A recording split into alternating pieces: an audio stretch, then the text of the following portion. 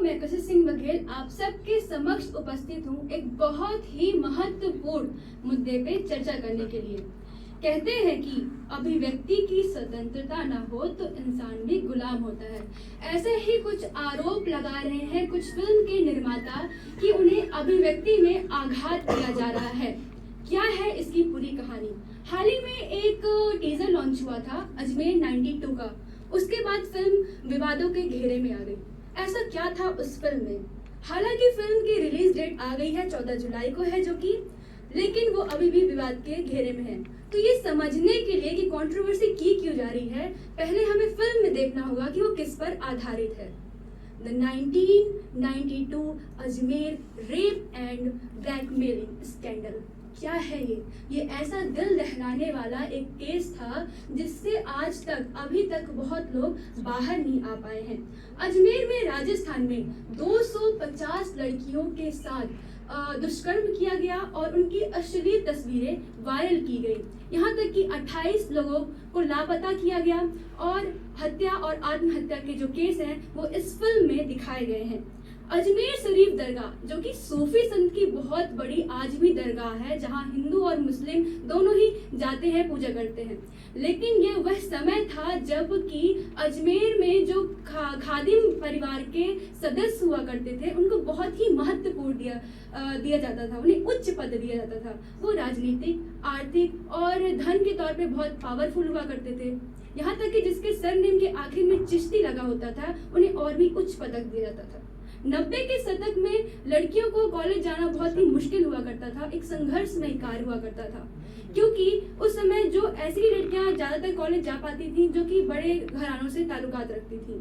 अब अगर बात करें कि अजमेर मूवी में दिखाया क्या गया है, तो इसमें शुरुआत की जाती है एक ऐसे व्यापारी के बेटे के साथ कुकर्म करने के बाद उसकी अश्लील तस्वीर खींची गई। फिर उसके दोस्त को बुलाया गया कि आपकी जो दोस्त है उसे भी आप फार्म हाउस में लेके आए। ऐसे ब्लैकमेल के कारण वो लड़का लेके आया उसे, उसके साथ भी दुष्कर्म किया गया, उसकी अश्लील तस्वीरें निकाली गई, बाद में उसे डराया धमकाया गया और बोला गया कि आप अपनी सहेली को लेके आए। ऐसे करते करते आरोपियों ने चेन बना ली थी और ज्यादा से ज्यादा लड़कियां इसमें फंसने लगी थी। अजमेर को बहुत ही गलत निगाहों से देखा जाने लगा था, यहाँ तक कि वहाँ की लड़कियों से कोई शादी तक करने के लिए तैयार नहीं हो रहा था। ऐसी कुछ घटनाएं जो हमें दिल दहला देती हैं, उस पर सामाजिक तौर पे फिल्मों के द्वारा सामने लाना कोई बुरी बात नहीं है। अजमेर में वैसे तो 1990 से घटनाएं शुरू हो रही थी, पर सामने तब आई जब पुलिस ने गिरोह को पकड़ा और अखबार जो कि दैनिक नवज्योति अखबार है जिसमें संतोष गुप्ता जी ने इसको हाईलाइट किया, बहुत ही हड़कंप मच गया। जो लैब तैयार की गई थी जिसमें अश्लील तस्वीरों को पोर्ट्रेट किया जाता था, वहां से कुछ तस्वीरें लीक हो गई। अब इसके बाद क्या हुआ, और भी लोग उन्हें ब्लैकमेल करने लगे, जिसमें से 6 लड़कियों ने आत्महत्या कर ली और वो जो लड़कियां थी वो नाबालिग थी, 18 साल से कम उम्र की। तो ये तो और भी दुखद बात है। अब आगे इस पे बात करें तो आरोपी जो पुलिस थी वो बहुत ही धीमी गति से काम कर रही थी। इसके 2 तथ्य सामने आए, क्योंकि वह राजनीतिक और आर्थिक तौर से बहुत ही मजबूत थे और जो लड़कियां थी वो बहुत ही बड़े घराने की थी, तो इस मुद्दे को वो नजरअंदाज कर रहे थे। दूसरी बड़ी बात ये थी कि आरोपी अजमेर के ख्वाजा दरगाह के खादिम परिवार से थे और जो लड़कियां थी वो हिंदू थी, तो सांप्रदायिक विवाद की आड़ में पुलिस बच रही थी। पुलिस की लापरवाही के कारण बहुत से जो सबूत थे वो सारे दबा दिए गए और इसमें जो गवाह थे उनको भी दबा दिया गया। तो इस फिल्म में ये सारी बातें दर्शाई गई। और एक्शन की अगर बात की जाए कि इस पे एक्शन क्या लिया गया, तो 18 जो इसके क्रिमिनल थे, आरोपी थे, उन्हें उम्र कैद की सजा दी गई। लेकिन फिर भी इसमें से 4 आरोपियों ने अपील की तो उन्हें सिर्फ 10 साल की सजा दी गई। कुछ आरोपियों को उम्र कैद की सजा मिली, कुछ पकड़े नहीं गए। हालात तो ऐसे हैं कि उन लड़कियों की उम्र अब बुजुर्ग हो चुकी है, फिर भी वो कोर्ट के चक्कर लगा रही है, जो कि बहुत ही दयनीय परिस्थिति है।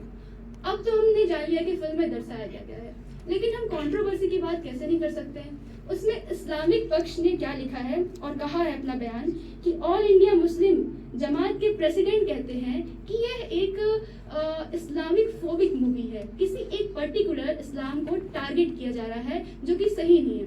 हमेशा हम देख रहे हैं कि बीजेपी जब भी चुनाव के वक्त में किसी भी स्टेट में ये मूवी लॉन्च कर रही है, ऐसा उनका कहना है।